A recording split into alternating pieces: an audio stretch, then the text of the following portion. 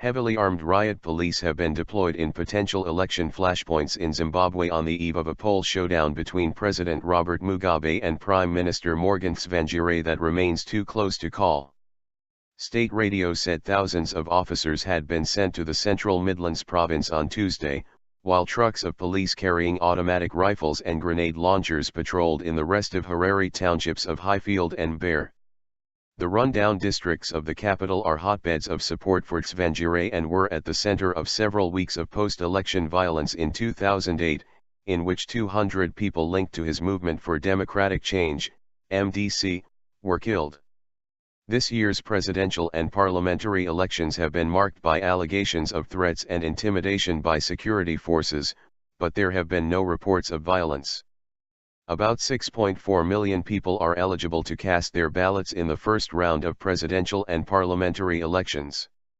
With no reliable opinion polls, it is hard to tell whether 61-year-old Tsvangirai will succeed in his third attempt to unseat his 89-year-old rival, who has run the southern African nation since independence from Britain in 1980. Voter irregularities. Both the MDC and Mugabe's ZANU-PF party predict landslide victories. However, it is possible neither leading candidate will emerge an outright winner, triggering a September 11 runoff. Mugabe's rivals have submitted what they claim is evidence of his plans to rig the vote to regional election observers. Allies of Tsvangirai presented a sample list of about 125 duplicate or questionable voters on the electoral roll to observers from the Southern African Development Community. Given the irregularities and problems that have dogged the election process, including failure to publish an electronic voters' roll, the result is highly likely to be contested, raising the prospect of another long political stalemate.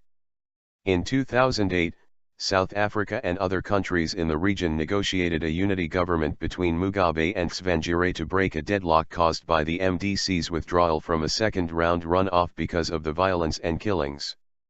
Western election observers have been barred, leaving the task of independent oversight to 500 regional and 7,000 domestic monitors.